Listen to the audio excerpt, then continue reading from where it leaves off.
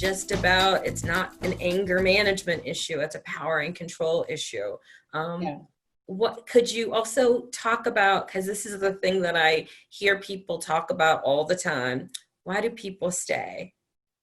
Oh, well, there's all kinds of barriers. I mentioned some of them, but children are a huge. Uh, they're often used as pawns and tools by an abuser, whether you're talking about custody, whether you're talking about the ability to financially take care of them. So if you one of the very first people that I met when I started working at the agency, she was actually no longer being seen by anyone at Courage Connection, but she was a former client, and she had talked about, she was a pretty successful person. She was actually a lawyer. She no longer lives in the community, but she had come back to visit, and she had gotten beaten down to like pretty bad. I believe she described a crack rib, and just she couldn't move. Like, that's how bad he got her. And she was looking, I guess she described her home, and when she was lying in her bed, to further put a dig on her, he took all of her possessions and got a bottle of bleach and poured it all over. And she had said that this wasn't the first time the abuse had gotten really physical. It wasn't the first time that he had done things outside of hitting her that was aggressive, but she was like, that was the final straw. And I had just started working, and I remember turning to one of the other staff at that time. I was like, that was the final straw? Like, I was a little bit taken aback by that. And they expressed to me that sometimes you grow to be conditioned to your lifestyle that you're in, and it's not just about the money. But she was going to lose her friends. She thought she might lose her job. She thought she might lose all of the contact that she had. She had worked very hard to build up a life that he was threatening. If you lose me, or if you leave me, I'll ruin you, kind of thing. So that's a massive barrier for people. If you think that you've worked so hard for something, and it's almost like the abuser puts you in a situation where they can snap their fingers and take it all away from you. That people sometimes aren't willing to lose that, and it might take, unfortunately, being broken down that far where she's like, okay, that's it, and it's different for everyone. And those barriers could be your children. Often animals are put in a situation where, if you leave me, I'll hurt them, or I'll take them away from you. Family members, we know, are often threatened, calling jobs. They're abusers. If we could just say it was just using their hands, and that they were being physically aggressive, but it's so much more than that. There might be a weapon at home, and they've already threatened, if you walk out that door, like, you're not going to be with anyone else, because often abusers have those feelings of jealousy. And some of the other things that I've talked about that are major barriers, with the rural community, with what's happening now with racial tensions, walking away is not so easy. And like I said in the beginning, these are relationships. There's actually love there. It's so hard for some people to understand, but you're in this relationship for a reason. You have feelings for those people. You sometimes, I know, especially as us women, we think that we can change them. We think that we can make it better. So it's not always quite so easy to just pack up and walk away. If I say there's barriers, sometimes it's a metal door stopping you from walking out that door. Yeah. And it's a trauma. So I think, traumas impact you physically, mentally, spiritually, emotionally, financially, and it is not just a cognitive thing. It's not like you can think your way out of leaving. Sometimes you have to put a lot of things in motion, right? And so we're going to talk a little bit about how Courage Connection does that. But it's, there are biochemical ties, and people talk about trauma bonding. It's actually a physical reaction. And so it's not just a thought. And if we can highlight that to the audience, that it's not like somebody just needs to decide differently. It's a combination of that with support and a whole bunch of things. And those are the kind of opportunities that they can find at Courage Connection and in other places. So help me talk to the audience so that they can better understand the range of supports that people might need. And like your wish list, right? So there could be two things, right? Like, what is it that is currently in place and what that journey is, and then what's needed that we haven't quite addressed. Right. So, I mean, we have just a plethora of services, and I keep talking about we have an amazing staff. We do, and they keep coming up with just incredible programs to make sure that we're hitting everything. It's not just shelter. Often people think that, oh well, it's just a place to stay until you get to the next thing. Yeah, that is part of our services, and we do offer shelter and a little bit of transition before you get to that next step, or if you need a little bit more time, we definitely have that. But like I've mentioned before, counseling, not just for yourself, but for your family members and loved ones. So maybe you are a parent that it just wants to say, why don't you leave? But that person, and I want to stress that it is up to the person going through it to make that call. You can't force anybody to do anything, and you definitely want to make sure that they're ready. There could be some serious repercussions to that person, and like I said, those barriers for why they're not leaving and for support, you really need to understand that. You really need to give them the space and the time to make those choices.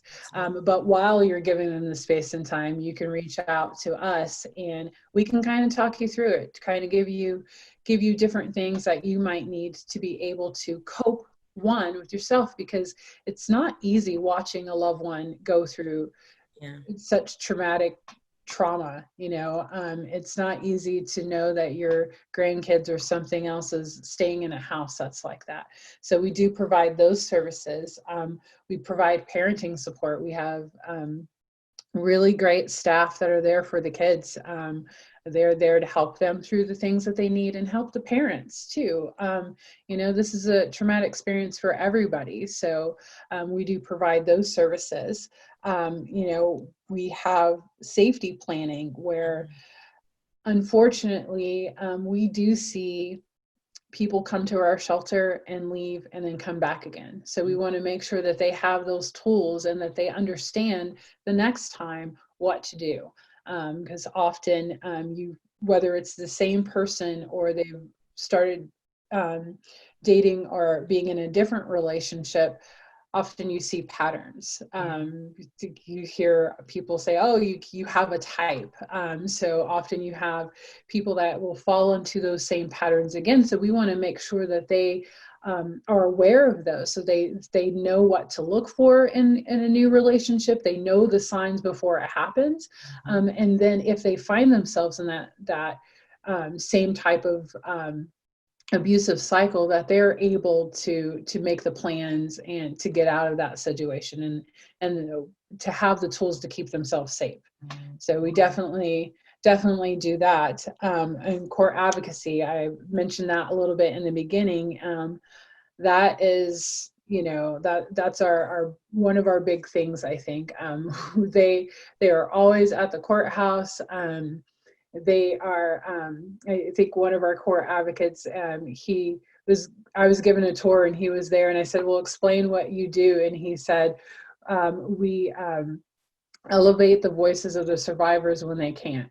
And I was just like, oh, see, you guys are great, because that, or amplify the voices of survivors when they can't, because that is what they do. They don't get in there and try to change the narrative or change the story.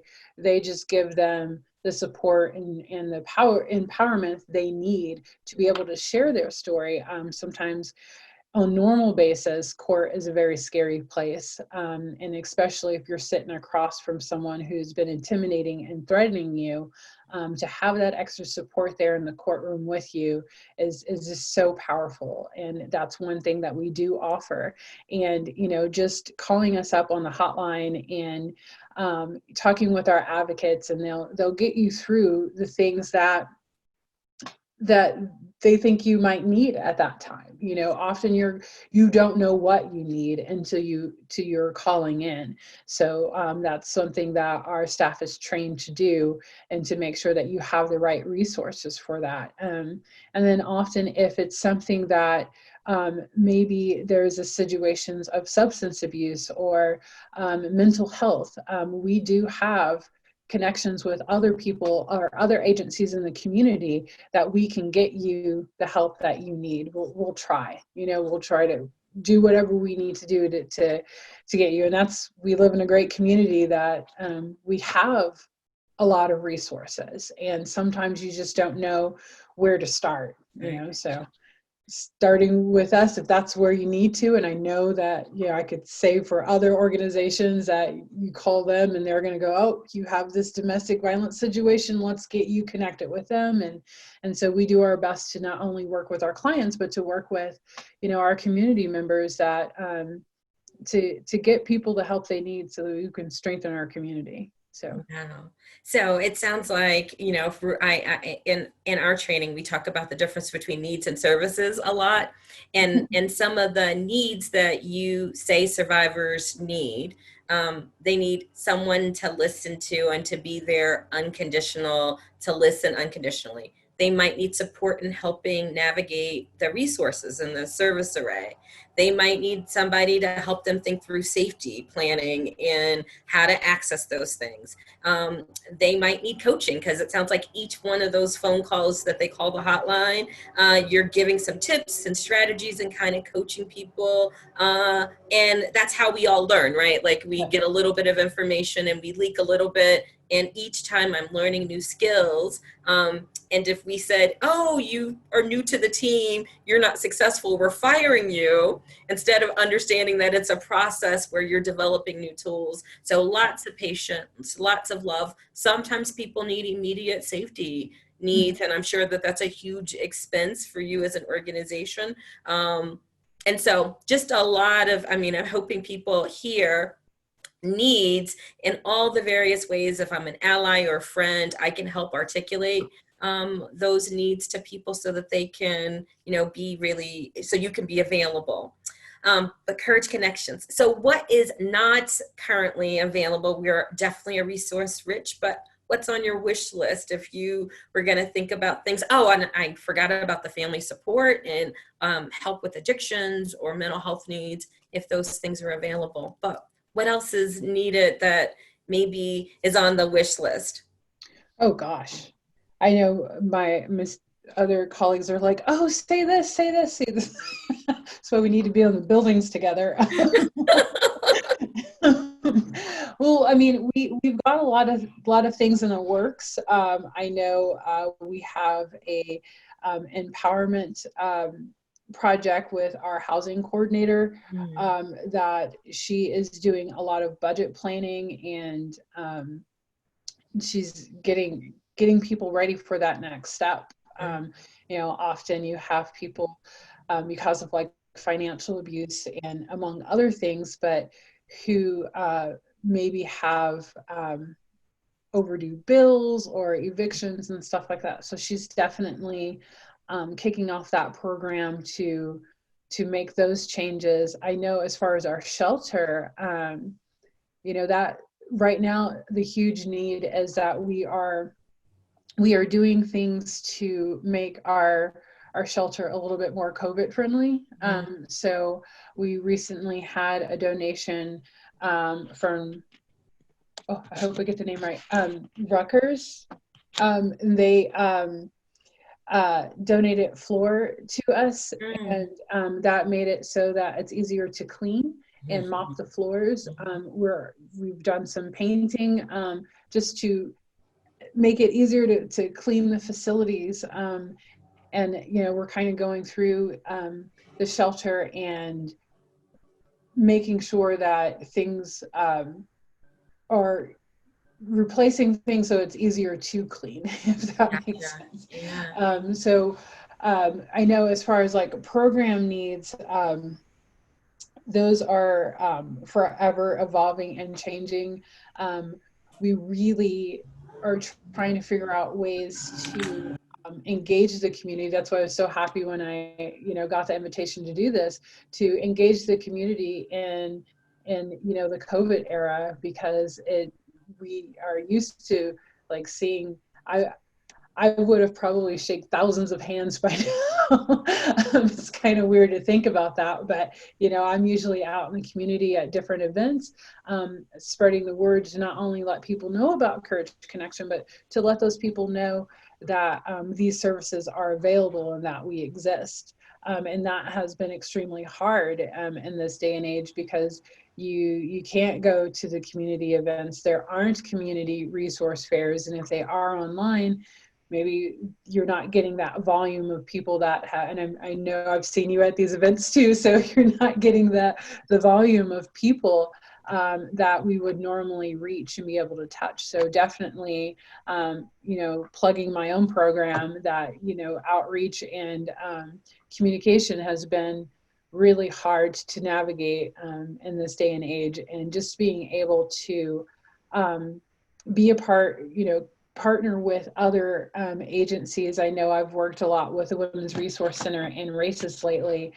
so that we can collaborate together and do different things like this, where we can reach a lot more people. But that's definitely been one of the harder things to do. And then our community education, because we are not meeting face to face.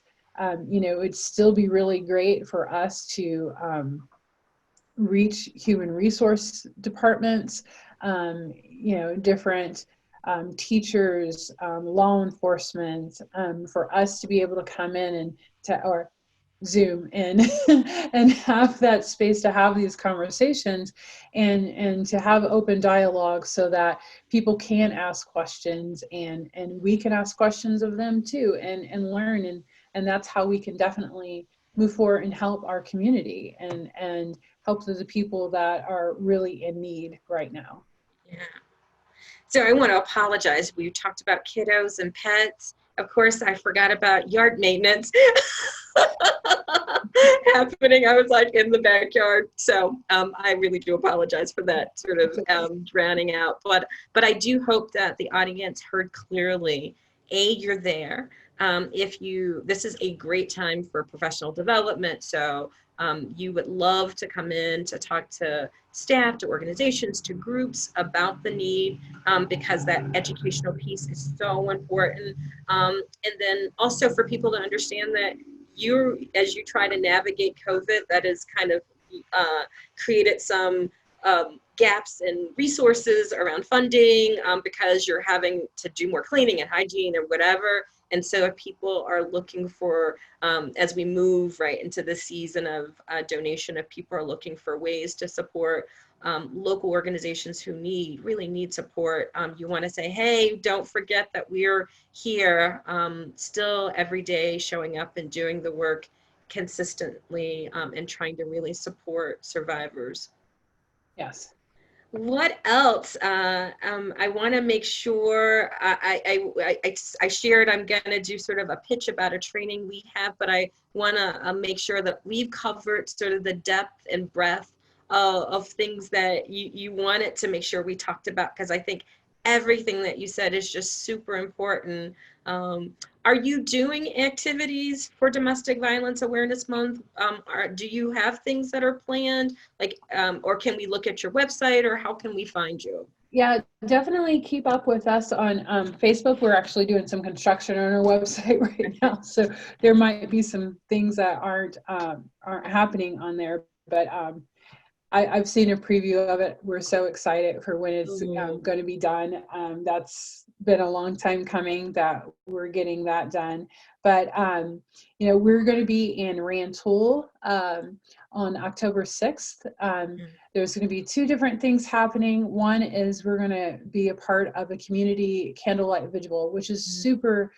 We've done vigils before, but for us to be in Rantoul, they're kind of experiencing some issues, especially with domestic violence right now, and I keep saying in the era of COVID, but they've seen a rise in domestic violence phone calls in comparison to years past. So we are definitely wanting to make our presence known there. Yes, we may not have facilities there, but we are still there for them. We do have counselors and core advocates that can meet at the Rantoul Community Center. So that's something that they can definitely call our hotline or call our direct line and talk to us, and we'll get that figured out for them. We're going to be there on October 6th at 7 o'clock. We're going to be at the community meeting, as well as going to be a part of the candlelight vigil. We'll have a display there for our Clothesline Project, and Clothesline Project is a national event that basically takes these t-shirts that were made by people who support someone who's been through domestic violence, as well as survivors. And some of them are very impactful to show what has happened in people's lives. So we'll have a few of those on display there. I'll be talking about the effects of domestic violence and how people can get help. And then we're going to have one of our core advocates actually talk at the Rantoul community meeting, the village meeting. So they're going to be talking more in depth about like how the laws affect people that are being dealing with issues of domestic violence. So they'll get into a little bit deeper about that. And then October 14th, where there's other activities that are going to be happening here and there, but we'll just follow us on Facebook and Instagram. We'll keep you posted. And then October 15th is a big deal because it's Wear Purple Day, and it's National Wear Purple Day. So we're telling everybody October 15th, show us your purple, take a picture, tag us on Facebook and Instagram, and that way it's not just about Courage Connection. When you're doing that, you're letting other people in the community know that I got your back. We see you, we hear you, and you're not alone. So that is just so important because if people know that they live in a community that's not going to tolerate this, they have a better chance of walking out that door because they know that they have supportive services out there, and this community is going to support them. So October 15th, wear purple. My favorite color. So it's on the calendar. And so I just want to remind people, look for you on Facebook, follow you on Instagram to get more information about all these exciting events and more things to come. And when you are ready, and I'm going to do my other little pitch, when pay attention, because when they offer their 40-hour domestic violence awareness course, and if you want to volunteer or get involved, it is one of the best experiences and one of the best learning experiences you can have. So I want to just sort of make that additional pitch because it is just a great training. Yeah, and we definitely are. We're doing. We're really trying to focus people in on like that community training that I was talking about. So if you're a business owner, if you're a manager, or you're a teacher or something, if you want those types of trainings, please reach out to us. The 40-hour training, it's going to be a while before that happens, but definitely right now, if you are looking for those extra incentives to help your staff, that those trainings are definitely possible. Also, we do a cosmetology training that we've started doing online. So a lot of people aren't aware. I know the cosmetologists are, but it's a training that is mandated by Illinois. It's so they can renew their license. We are certified through the Illinois Coalition Against Domestic Violence to do this training, and we teach domestic violence and a little bit on sexual assault, but domestic violence that is something that they need in order to get their license, because hairdressers have great relationships with their clients, and if they can identify and see things that they don't become advocates after this, but they can definitely direct them to the services they need to get them to a place of safety. Yeah, they can be those listening ears, those have those unconditional positive regard to support people, just sort of dropping little little nuggets in the bucket so that people can move towards their own healing and wellness. Yes. What a perfect segue. So I have so appreciated this time. I want to make sure, I just want to shift gears a little bit because through the Trauma and Resiliency Initiative, we have a couple of things that we want to just sort of elevate and pitch. One is we have our virtual healing solutions training.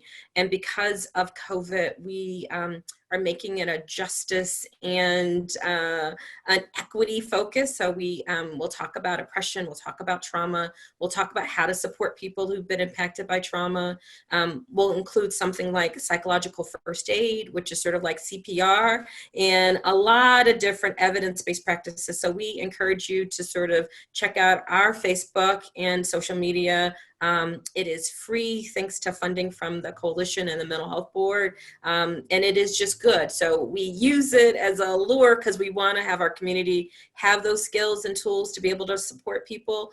But we also are always looking for volunteers because we still are supporting survivors who've been impacted by gun violence, but we're also looking for volunteers who might help out to do some education and training and other forms of support. So if you are looking for CEUs or community service hours, or you just want to know how to make a difference, please check us out because we need your help. But we also, now that if you think about all the stressors so many of us are dealing with, knowing something like psychological first aid, which is designed to help provide support for people who are experiencing crises, to help them land on their feet, or skills for psychological first aid, skills for psychological recovery, which helps people on a long term, like really sort of get back on their feet. Because a lot of times as a community, we're looking for referrals and people will be like, oh, there's a waiting list for therapy. But the research and science says that if we do a better job of early intervention,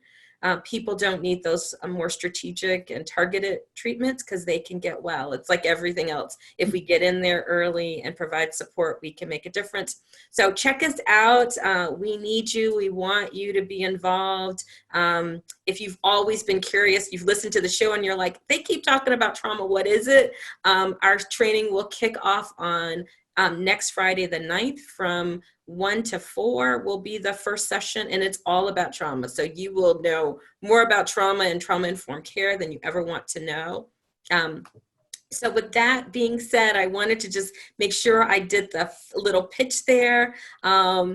It has been such a pleasure spending the time with you. Hopefully it went by pretty quickly. You are just a wealth of information, and I know people will reach out and find you at Courage Connections. And thank you so much. Thank you. Thank you. Thank you. Thank you for having us on here. And yeah, this was great and not so bad. I thought I won't be able to talk that long, but I worked it out.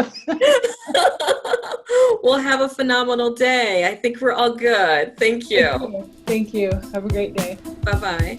Bye.